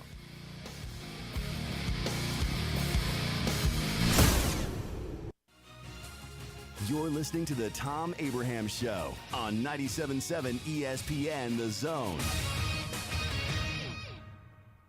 This is Brent Musburger's VSiN Action Update on 97.7 ESPN The Zone. Heads up, sports bettors. Right now you can try VSiN All Access free for 30 days with no credit card required. Visit vsin.com/free month to sign up now. The Braves, after taking 1 out of 3 against the Brewers, will take a 17-21 record into a weekend series with the Marlins. Charlie Morton getting the start tonight for Atlanta against Trevor Rogers. The Braves -130 money line, the total set at 7.5. NBA playoffs, Game 2 of the Western Conference Finals. The Warriors, after winning Game 1 Wednesday over the Mavericks, a 6.5-point favorite in Game 2, 214 the total. Kentucky Derby winner Rich Strike not running in Saturday's Preakness Stakes, so no Triple Crown for this year. Derby favorite Epicenter, the +110 favorite at Pimlico tomorrow, early voting at +400, followed by Secret Oath at +450. I'm Trey Westerberg, 97.7 ESPN The Zone. At Bad Daddy's Burger Bar, people call the award-winning burgers totally insane, which is a compliment because Bad Daddy's Burgers are just that, chef-inspired expressions of pure burger amazingness built with premium Angus beef. They're bold and they're bad. Pair one with one of their signature cocktails or assortment of local craft brews. Bad Daddy's Burger Bar, 2317 Memorial Parkway. Check out our menu and even order online at baddaddysburgerbar.com. Nothing feels more like summer than bare feet on freshly cut grass. And this Memorial Day, the Home Depot has savings on all the things you need to get your lawn in shoeless shape. Get hassle-free cutting, trimming, and cleaning power with cordless lawn tools from Ryobi. Whatever your lawn needs, we have tools to get the job done that won't leave you tangled up. So what are you waiting for? It's time to feel the grass between your toes. Feels like Memorial Day at the Home Depot. How doers get more done. Thom Abraham here for my friend Brian Hamaker and his team at North Alabama Mortgage. Look, buying a home is the biggest purchase you will make in your life, and it can be a bit intimidating, so you want people that can help walk you through the mortgage process and get you the best deal possible. That's what North Alabama Mortgage does, and they do it in Alabama, Tennessee, and Florida, from first-time purchases to refis, conventional, VA, FHA, and USDA loans. They have the solution at North Alabama Mortgage. Visit NorthAlabamaMortgage.com to learn more. That's NorthAlabamaMortgage.com. I'm attorney Gary Lackey. You know, you'll hear people say we're like a family, but here at the Lackey Law Firm, that's really true, not just a saying. I'm Justin Lackey. With my father and my sister, we have a special connection to each other. I'm Jennifer Lackey. At the Lackey Law Firm, when we take on your case, you become part of our family. You really do. And we'll always do whatever it takes to get everything you deserve. If you're injured, you worry about getting well, not about paperwork or insurance companies or figuring out how to get to your lawyer's office. I'll come to you. We worry about your case so you don't have to. When you've been injured, we know that your case is probably the biggest thing going on in your life. More important than almost anything else. And it's important to us, too, for one simple reason. Family takes care of each other, and at the Lackey Law Firm, we'll take care of you. The Lackey Law Firm. The Lackey Law Family. 1-800-4-RIGHTS. No representation is made that the quality of the legal services to be performed is greater than the quality of legal services performed by other lawyers. What's better than Valley Equipment Rental? 2 Valley Equipment Rentals, and that's just what we have now. The original on the South Memorial Parkway between Drake and Airport Road, and their second location on North Memorial Parkway just north of Winchester Road. Valley Equipment is locally owned and has more skid steers, excavators, and lifts than anyone in the area, plus all the small tools that you need to get the job done like a pro. And if you are a pro, you need to check out the new North location now because Valley Equipment has what you need. Learn more at valleyequipmentrents.com. Did you know that your car, truck, or SUV may be worth over 30 or 40% more than it was last year? It's true. Bobby White back again for Woody Anderson Ford, and we'd love your trade-in for a personalized custom factory order on a 2022 Explorer, Expedition, Ranger, or F-150. You'll get exactly the color and options you want, and Woody Anderson Ford will save you 5% off MSRP, plus you'll get any additional Ford factory rebates. Or if you need a new ride today, choose a Ford Blue Advantage certified pre-owned vehicle. We have over 100 to choose from. Our Ford Gold certified or low mileage, gently used vehicles with great warranties. They've passed a 172-point inspection by certified technicians, come with our 24-hour roadside assistance, plus a full tank of gas and a fresh oil change.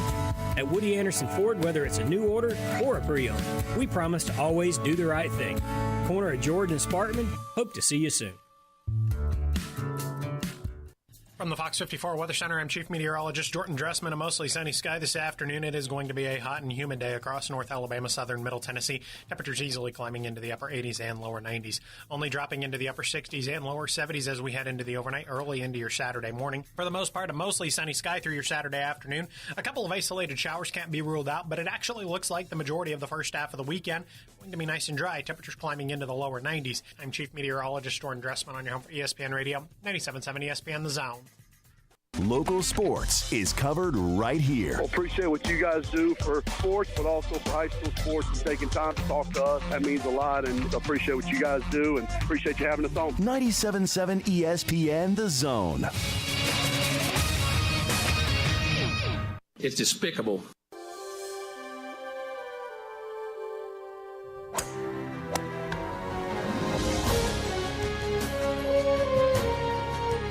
Rudy? Is it Rudy? The ESPN golf music? On Football Friday? I thought it made sense. I'm talking golf, too. It's Football Friday. I want football music.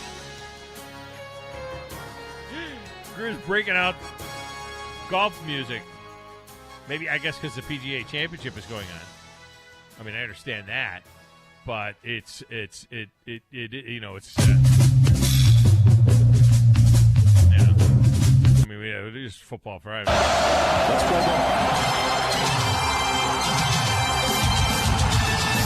Oh, here's a good one. You're going to be a football player when you grow up. I love that show, Football Life. Today is the best day of your life. You ever watch that show, The Football Life? Oh, yeah, definitely. I always like to watch it. It's such a great show, you know what I mean? It's been a great show for many years. Now, here was one, Grizz. This mixes Throwback Thursday with Football Friday. Ready for that?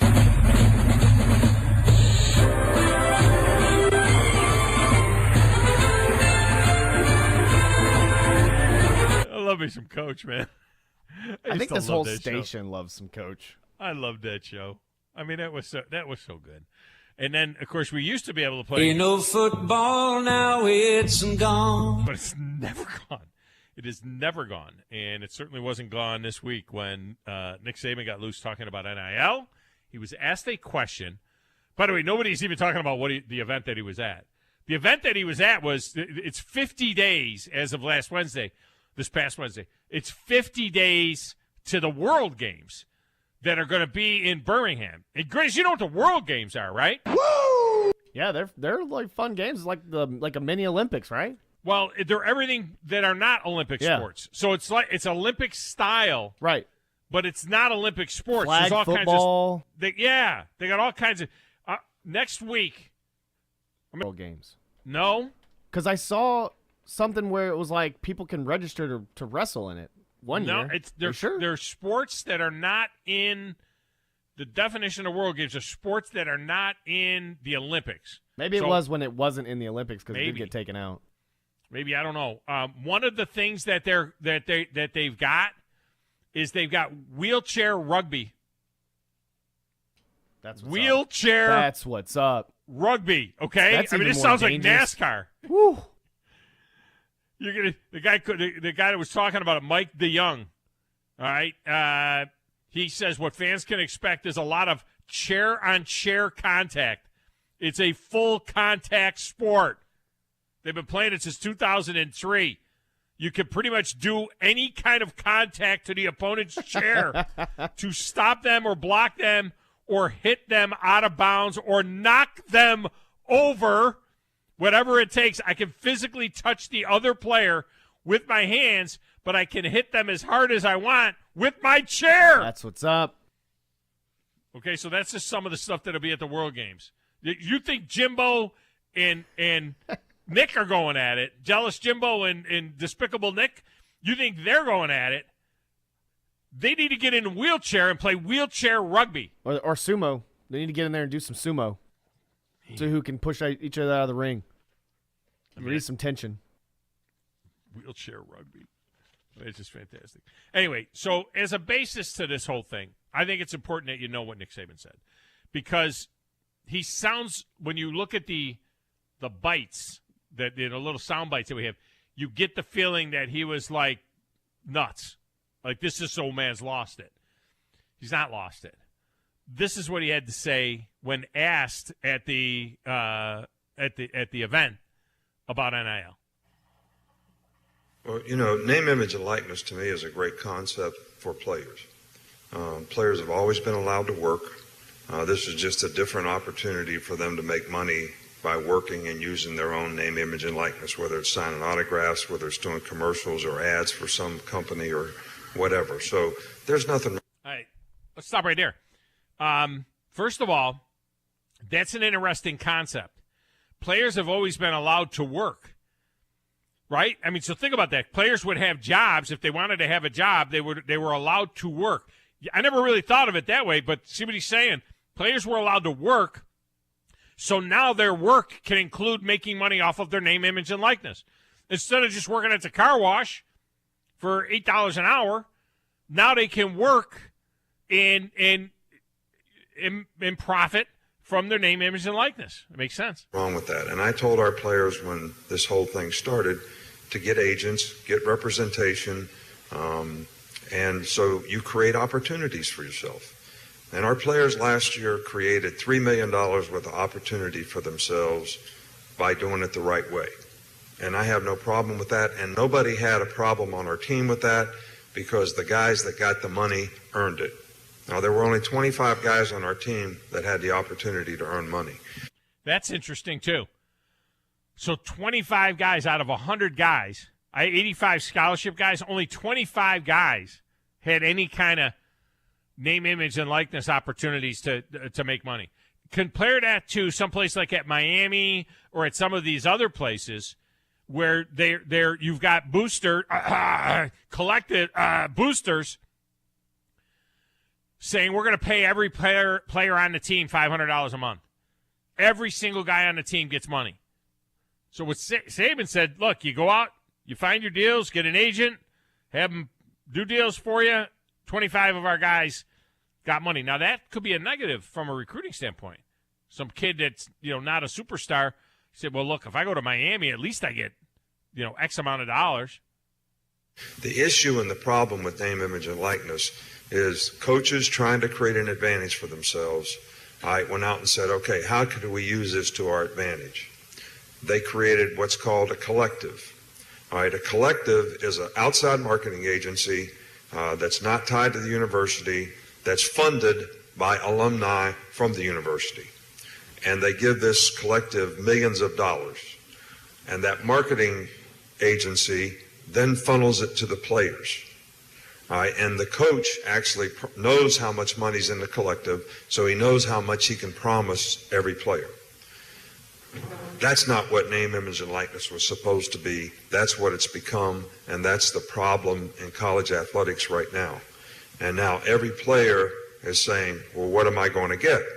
Well, my philosophy is my job is to create a platform for our players to create value for themselves and their future by becoming better people, by graduating from school and developing a career off the field, and by seeing if they can develop a career on the field and play at the next level in the NFL. Our players have made $1.7 billion in the NFL since 2010. Big recruiting point right there. Our players have made, what did he say, $1.7 billion in the NFL. All right, so we've created a lot of opportunity. We also have one of the highest graduation rates, in college athletics. We have the most guys that graduate inside of 4 years. So we've done a good job of that. But now in recruiting, we have players in our state that grew up wanting to come to Alabama, that they won't commit to us unless we say we're going to give them what somebody else is going to give them. And my theory on that is everything that we've done in college athletics has always been equal. Your scholarship is equal. They get equal Alston money. They get equal cost of attendance. They get equal academic support. They get equal medical attention. Everything has always been equal. So I told our players, I said, we're going to have a collective, but everybody's going to get the same amount of opportunity from that collective. Now, you can go earn however much you want. And I tell the recruits the same thing, because our job is not to buy you to come to school here. And I don't know how you manage your locker room, and I don't know if this is a sustainable model, because one of you folks are going to give some player that comes to our school a bunch of money to come to our school. And then you're going to come to the game in full strut, thinking, I'm going to tell everybody I got that guy to come to Alabama. Now, that's the reference that Jimbo was saying when he said, wasn't Nick Saban right before that trying to raise money for his team? Trying to get money for his team? That was asking for money. Yeah, he wasn't. What he's saying is this is what's going to happen. One of you people are going to give one of you people are going to give them money, and you think that you now did something to get that kid to come here. And then he's not going to play, and he's going to transfer, and you're going to say, I'm never going to do this again. All right, so I don't know how it works. I don't know how you sustain a model like that. Now, I know that we're going to lose recruits because somebody else is going to be willing to pay them more. But name, image, and likeness is something that's here. And I think the more supporters that we have for the University of Alabama in all sports that are willing to sponsor players, whatever you want to call it, use them in your business to help your business, that's going to help our programs. The thing that I fear is at some point in time, they're just going to say we're going to have to pay players. If we start paying players, we're going to have to eliminate sports. All right, and this is all bad for college sports. I mean, we probably have, 450 people on scholarship at Alabama, whether they're women's tennis players, women's softball players, golfers, baseball players, non-revenue sports that have for years and years and years been able to create a better life for themselves because they've been able to get scholarships and participate in college athletics. That's what college athletics is supposed to be. It's not supposed to be something where people come and make money. And you make a decision about where you go to school based on how much money you're going to make. You should make a decision based on where you have the best chance to develop as a person, as a student, and as a player, which is what we've always tried to major in. And we're going to continue to do that. And hopefully there's enough people out there that want to do it. But I know the consequence is going to be difficult for the people who are spending tons of money to get players. And you've read about them. You know who they are. I mean, we were second in recruiting last year. A&M was first. A&M bought every player on their team, made a deal for name, image, and likeness. All right, we didn't buy one player. All right, but I don't know if we're going to be able to sustain that in the future because more and more people are doing it. Yeah. So it's tough, and people blame the NCAA. But in defense of the NCAA, we are where we are because of the litigation that the NCAA gets, like the transfer portal. every time somebody wanted to transfer, they'd apply for a waiver. If you didn't give them, the NCAA didn't give them a waiver so they could be immediately eligible, they filed suit. So the NCAA would back off and give them a waiver. So they just said, we're just going to make a rule where everybody can transfer. That's how that happened. So if the NCAA doesn't get some protection from litigation, whether we got to get an antitrust or whatever it is, from a federal government standpoint, this is not going to change because they cannot enforce their rules. Just like Nate said, we have a rule right now that says you cannot use name, image, and likeness to entice a player to come to your school. Hell, read about it in the paper. I mean, Jackson State paid a guy $1 million last year that was a really good Division I player to come to school. It was in the paper, and they bragged about it. Nobody did anything about it. I mean, these guys at Miami that are going to play basketball there for 4. See, now he's worked up. See, this is where he went off the rails a little bit. Now he's worked up. This is Saban. This is what happens when he gets going a little bit. We've all been in a press conference when he does, and now he's worked up a little bit. $100,000. It's in the newspaper. The guy tells you how he's doing it. Right? So, but the NCAA can't enforce their rules because it's not against the law. And that's an issue. That's a problem. And unless we get something that protects them from litigation, I don't know what we're going to do about it. All right, so there it is. That's the whole comment. That was the whole answer. That's it in its entirety. We're not cherry-picking anything there. That's it in its entirety. Some stuff we did cherry-pick. It's despicable that somebody can say things about somebody. It's despicable. It's despicable that we got to sit there at this level of ball, and it's despicable. It's really despicable. It's despicable for what it does for the sport. Yeah. It's despicable. Despicable. It's despicable. So there you go. Jimbo thinks it's despicable. Saban fired a scud, and Jimbo went nuclear.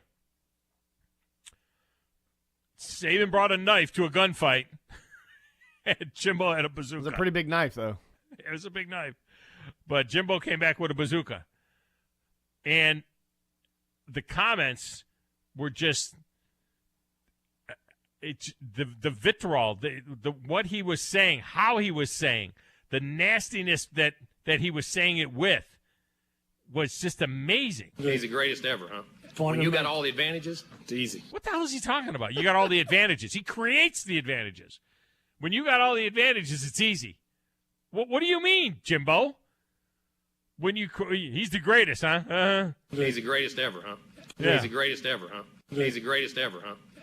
I mean, that's just nastiness. That's all that is. When you hear that out of Jimbo, that's just... Some people think they're God. Go dig into how God did his deal. You may find out about a guy that a lot of things you don't want to know. What are you talking about? Where is the what you don't want to know? Where is it? I mean, it's been 30 years this guy's been coaching. Where are all the... Yes, a lot of coaches say he's a pain in the ass to work for. There's no doubt about it. Where is the smoking gun? We built him up to be the czar of football. Go dig into his past, or anybody that's ever coached with him. You can find out anything you want to find out. What he does and how he does it. Oh, what he does and how he does it. What he does and how he does it. What he does is win a lot. How he does it, being better than everybody else. Is he a narcissist? You got to have a little bit of narcissism, I suppose, to be a coach. The narcissist in him doesn't allow those things to happen, and it's ridiculous. But when he's not on top, and the parity in college football he's been talking about, go talk to coaches who coach for him. You'll find out all the parity. Go dig into wherever he's been. Go dig into whatever the parity. Go dig into whatever he's been. When the parity was there, like we said, never has been parity. Certain people never followed the rules anyway. Certain people never followed the rules anyway. So where are all the sanctions? Where are the show cause?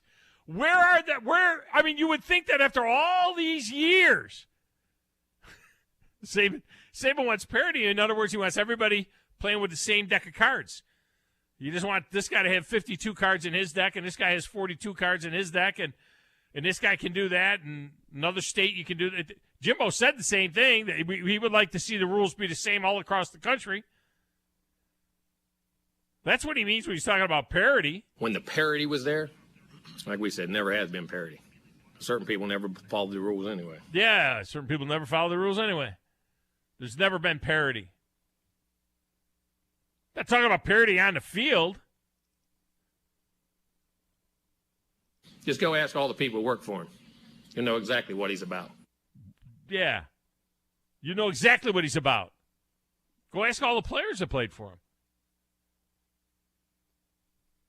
Where are all of the coaches coming out of the woodwork right now back in Jimbo Fisher's attack on Nick Saban? Where are they? He just told you, just go ask him. Just go ask all the people who work for him. You'll know exactly what he's about. What is he about? Creating opportunity? Got a whole bunch of y'all out there coaching as head coaches. I mean, clearly Kirby Smart's about to say something very, very negative about Nick Saban, right? I mean, I'm sure we're going to hear any minute from Lane Kiffin or Steve Sarkisian about the awfulness of, look, if you're Sarkisian right now, if you're Steve Sarkisian right now, are you not coming out 100% backing Nick Saban? Because by backing Nick Saban, what do? You're bashing your Texas A&M. I mean, you're establishing the fact that you are opposite of Texas A&M's take. Sarkisian, you'd think that. But where are all of these? Where? Billy Napier, talk to me. Billy Napier, tell me something about the awful Nick Saban. I want to hear it. Mel Tucker.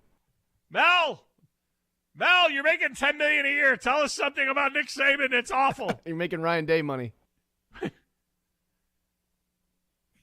Mark D'Antonio, you knew him 100 years ago. Tell us. The funny thing is, like Lane Kiffin already said something about this, and it wasn't as blown up as big as it is now with Nick Saban saying it because it's Nick Saban. Well, Lane, he took a little left-handed shot. It was funny though. Yeah, he just took a shot. Saban incurred that luxury tax. It's look, they bought it. Yeah. And that was Jimbo reacted to that too. He called him a clown. Remember? He said clowns. Yeah. But it wasn't. He didn't address a press conference. I don't think for that one. These people though that he's talking about. You coach with people like Bobby Bowden and learn how to do things. You coach with other people and learn how not to do things. There's a reason people don't go. I ain't went back and worked for him with opportunities. There's a reason I ain't gone back and worked for him. I hadn't accepted his call. Until I get fired from this job and I need to be rehabbed, then I got to go back and work for him. Coaches don't learn how to do something? Isn't that what Georgia is now? Like Georgia's like mini Bama? When the philosophies. But they didn't learn that. Kirby didn't learn anything from Nick. I mean, he was only. You don't think so? Years. No. Kirby did that all by himself. He didn't build his program in the image of Alabama from his time with Nick Saban. He didn't want anything to do with it. Just ask him. You coach with people like Bobby Bowden and learn how to do things. You coach with other people and learn how not to do things. There's a reason people don't go. I ain't went back and worked for him with opportunities. Is this the guy that coached? Listen, I love Bobby Bowden. I'm not going to disparage Bobby Bowden, but what was it? Spurrier called it Free Shoes University. Players State when Jameis Winston was getting the crab, when he was getting the king crab legs from the Publix and walking out with them. Wasn't he coaching there when the girl was accusing Jameis Winston of sexual misconduct? Was Jimbo Fisher not the coach of Jameis Winston when Jameis Winston was going through all of that stuff at Florida State? I mean, where are all of these people? I just want to know where, The operation and tactics of certain people who say them, and anybody who coach with him know them, and anybody out there in this business knows it. Amazing. Anybody out there in this business that knows it? The operation and tactics of certain people who say them, and anybody who coach with him know them, and anybody out there in this business knows it. Amazing. So everybody who coached with him in 30 years, 35 years, whatever it is, and everybody who knows Nick Saban in the business, and yet there's no sanctions, no trouble, no suspensions, no show cause, and nobody coming out of the woodwork to say that Jimbo Fisher is right. Nobody. Zero. Nobody. some kid that went to Florida in 2000 or 1999 or something like that, he said that Alabama offered me 6 figures back in 2000. Yeah, well, who was that? Mike DeBose? You know? I mean, how does that throw any shade at Nick Saban? I mean, this is about, and what Saban said, and I played it for you the whole 7 minutes. What Saban said, you tell me, other than he got a little twitchy when he shouldn't have used the term bought. That's going to the heart of it all. When you say that, they bought their entire thing. We didn't buy anybody.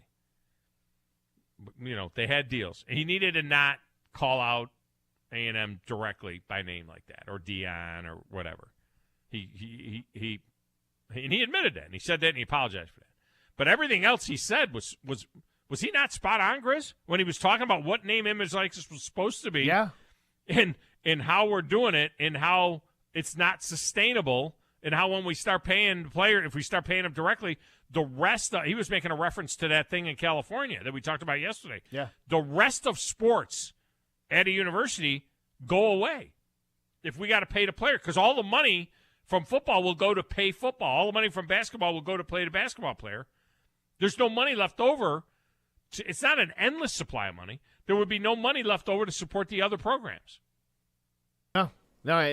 You're like you said, you're getting rid of other programs, and then you're also getting rid of, like you said, it could be an issue with Title IX, which, I mean, in place, that's the whole point of trying to fund these other programs, because they're not going to be able to make any money.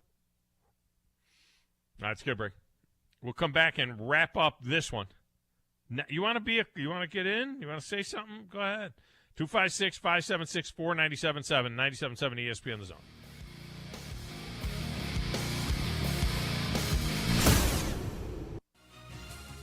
You're listening to the Thom Abraham Show on 97.7 ESPN The Zone.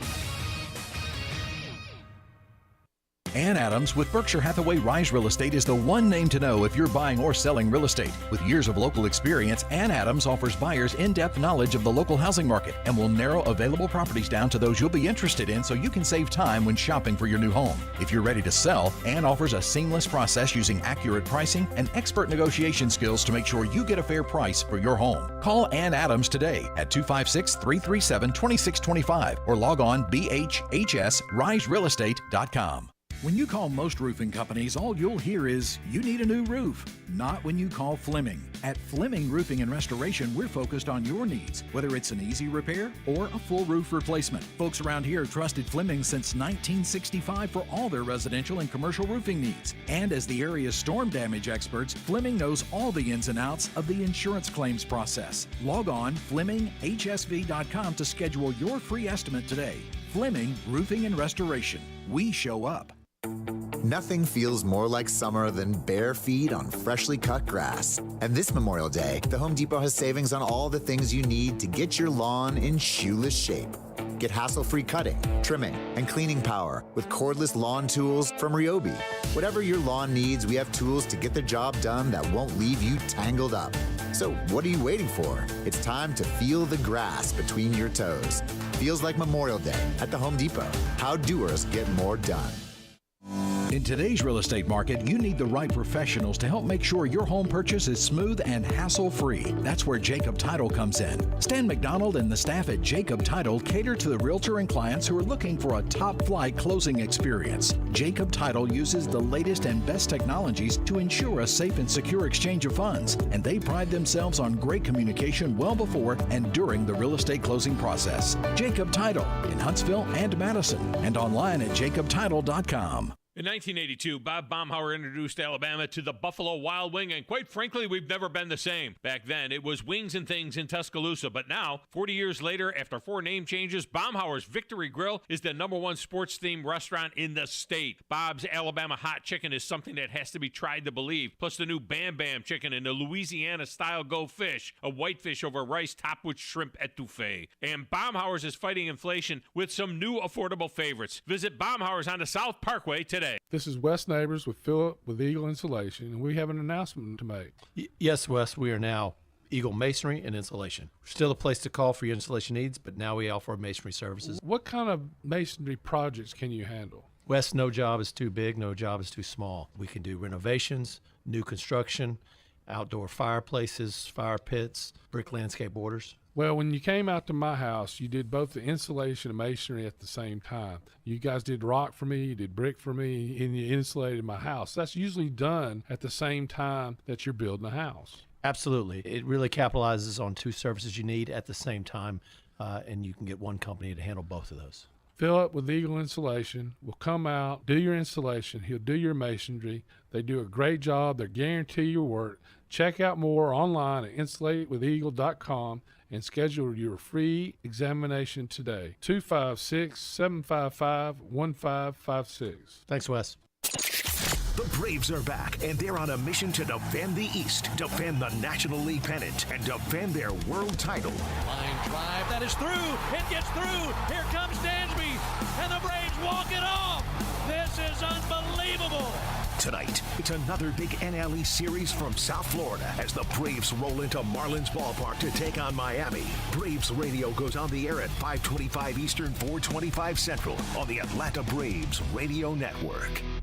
From the Fox 54 Weather Center, I'm Chief Meteorologist Jordan Dressman. A mostly sunny sky this afternoon. It is going to be a hot and humid day across North Alabama, southern Middle Tennessee. Temperatures easily climbing into the upper 80s and lower 90s. Only dropping into the upper 60s and lower 70s as we head into the overnight, early into your Saturday morning. For the most part, a mostly sunny sky through your Saturday afternoon.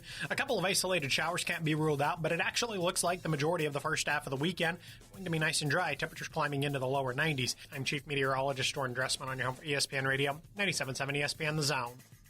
We cover all the SEC schools, including Western Union and Venmo. I want that money! You know, 97.7 ESPN The Zone.